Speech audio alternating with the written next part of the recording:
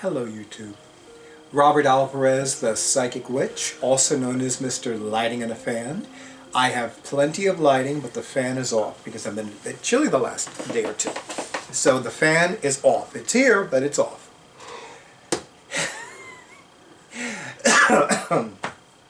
And for those of you who are new to my YouTube channel, welcome. And for those of you who are not new to my YouTube channel, welcome back.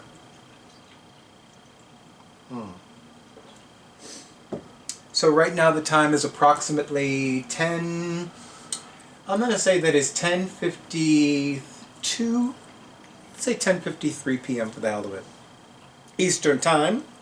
And the date is Saturday, November 27th, 2021. The moon is waning in Virgo and the sun is transiting in Sagittarius. I am pleased to welcome you to my official video for the December 2021 entry of Llewellyn's 2021 Tarot Calendar. And in case you are wondering out there in YouTube land, yes, there will be close-ups. So of course I'm going to have Drake, more commonly known as my awesome audio-visual person for my YouTube videos, start those close-ups with the cover. Because next month later this month rather, sometime in December next month of 2021, we'll be starting with the Llewellyn's 2022 Tarot Calendar. Here's the back. And we're going to go right to December. There are no spreads, by the way. So this will be a shorter video because of no spreads. And I'm going to have Drake do a close-up of all of the different entries for this calendar for December 2021. And then I will go right into reading the different articles. So the featured card is the Queen of Cups from the Wizard's Tarot. The Wizard's Tarot is now the second tarot deck of the same name, both published by Llewellyn. However, this is a different vision of the Wizard's Tarot. This is the more modern vision. And just so that there's no confusion, this Wizard's Tarot was written by the Barbara Moore, who writes these calendars, and illustrated by Mickey Jansons. So, the Queen of Cups. The Queen of Cups is sensitive, kind, and empathetic. She values beauty, relationships, peace, and quiet introspection. Everyone has challenging qualities, even this queen, who can be too sensitive, needy, and even emotionally manipulative. Not surprisingly, for a lot of people, the Queen of Cups represents sun sign Cancer energy. And as somebody that's met a lot of sun sign Cancers, not to mention the fact that I have 6 planets in Capricorn, the polar opposite of Cancer, I am well aware of the fact that a lot of sun sign Cancer people can be, and usually are, overly sensitive, needy, and emotionally manipulative. By the way, my personal psychic advisor is named Roger Pratt. His sun sign is Cancer. And he was the one that told me how emotionally manipulative sun sign Cancers are.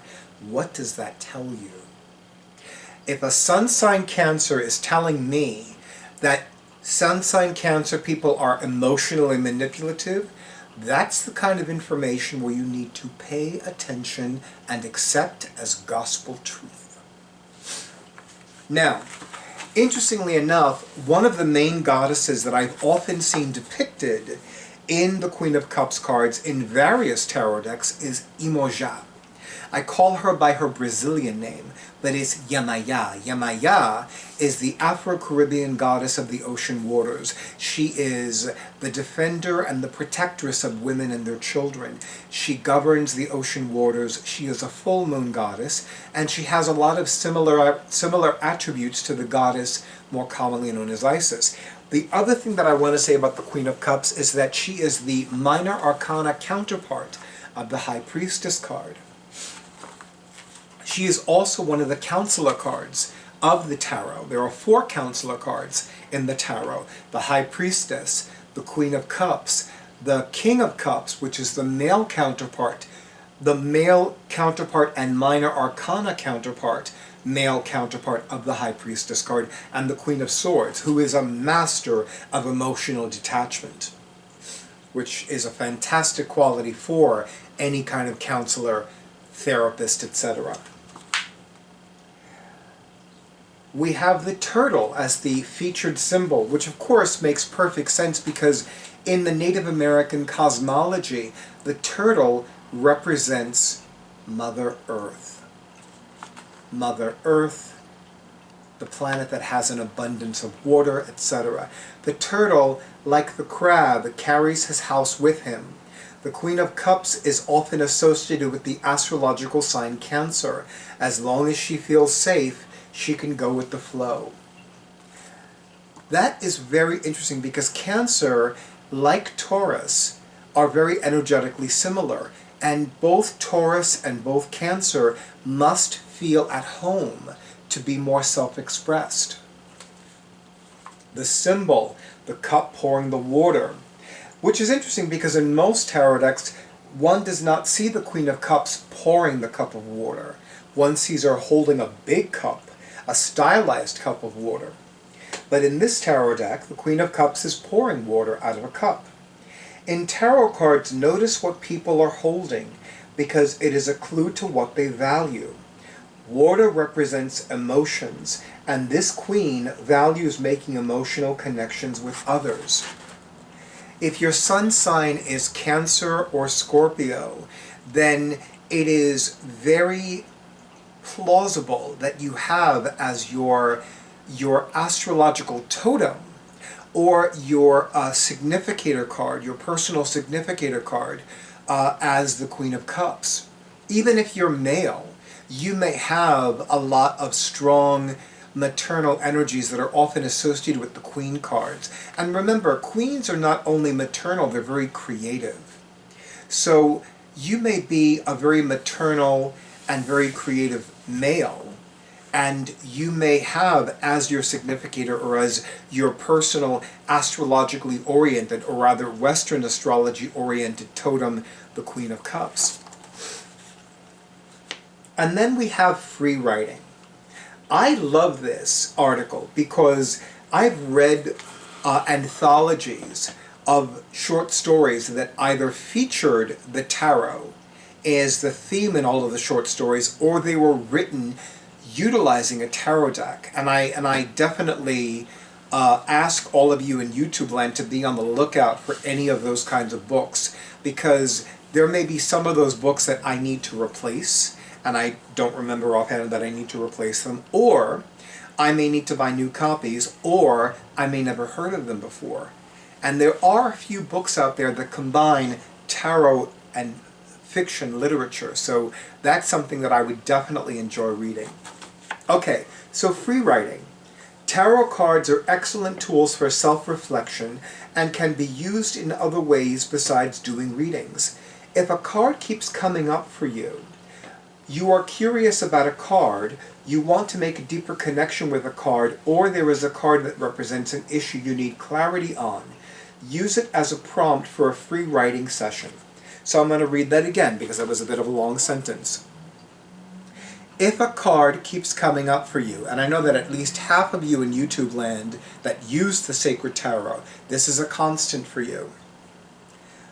Or if you are curious about a particular tarot card, or you want to make a deeper connection with a card, or there is a card that represents an issue on which you need more clarity, use it as a prompt for a free writing session.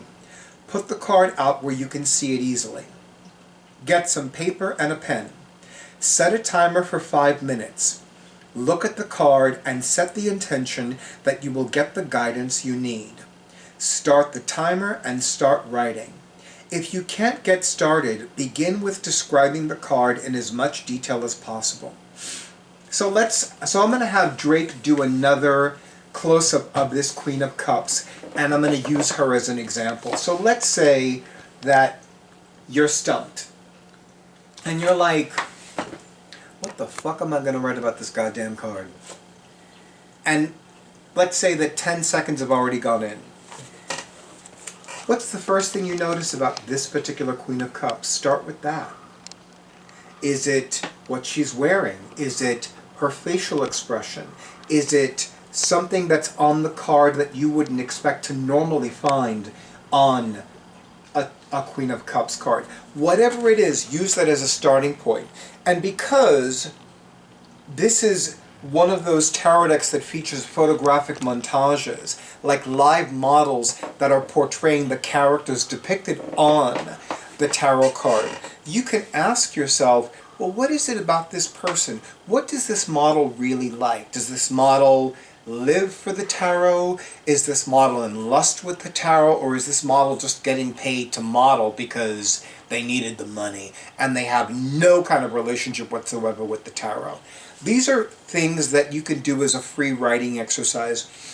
I remember years ago, I remember finding a book, and it was a book on writing written by writers. And one of the writers, and I don't remember any of the details offhand, I vaguely recall the cover design of the book. It was primarily gray with red.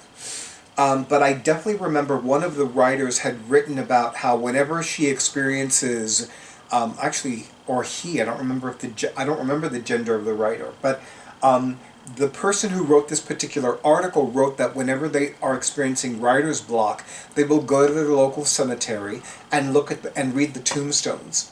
And the tombstones will give them ideas about that person's life, who they could have been, what their lives could have been like, what kind of joys they had, what kind of tragedies they had, why they died when they died. And so you could easily use that as a starting point. So you can, if you are really stumped and you don't know what to begin writing about this queen, in this example, the Queen of Cups, take a look at the model and see what it is about the model that jumps out at you, or what you might think about the model. And again, there could be anything, maybe this model is not a cat person and she's not a dog person. Maybe this model is a parakeet person, or maybe she's like one of those people that has a ferret or a snake, or she has a goldfish, or she has a whole zoo of animals, cats, dogs, snakes, ferrets, and goldfish. Who knows? So there's no limit to what you can write about this card, or any tarot card for that matter. And then, to go back to where I was, start the timer and start writing. If you can't get started, begin with describing the card in as much detail as possible. More than likely, you will begin writing about something else before you have completed the full description. And I cannot help but think about the morning pages, which is featured in Julia Cameron's book, The Artist's Way.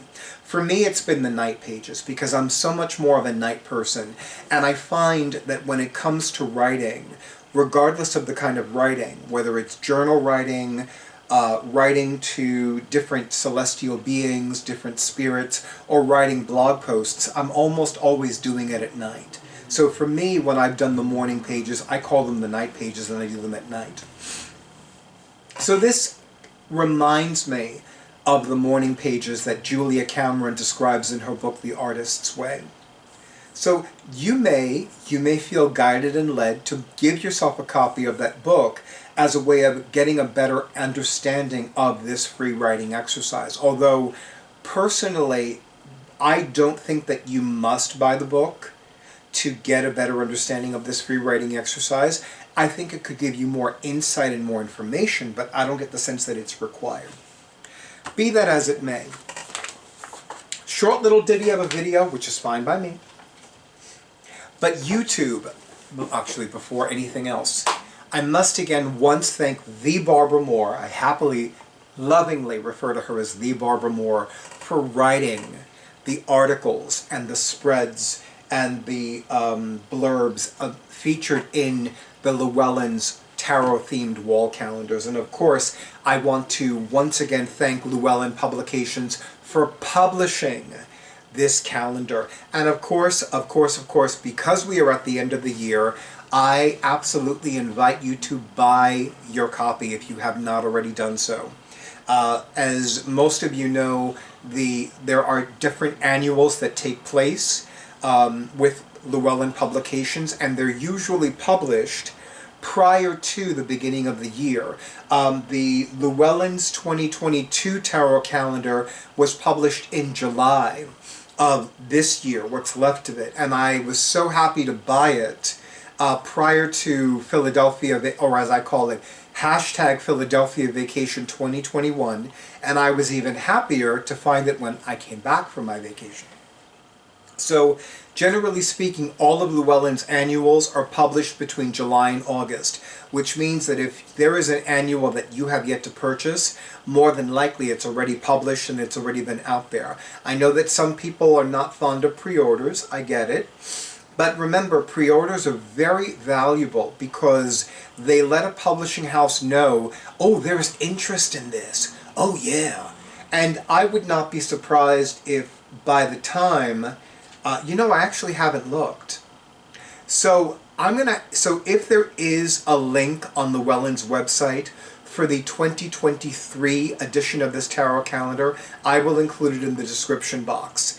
But if there isn't, I wouldn't be surprised if by March of 2022 or April of 2022 there was a link for pre-ordering the Llewellyn's 2023 tarot calendar.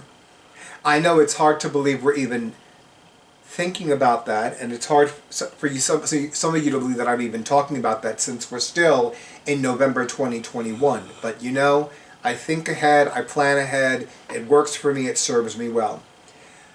Of course, I want to thank all of you in YouTubeLand for all the likes, for all the comments, for all the shares, and for all the subscriptions to my YouTube channel. Of course, an extra juicy thank you to all of you who have been scheduling your sessions and buying me a coffee. I wish you a beautiful night, a wonderful week, and of course, stay tuned for the next video.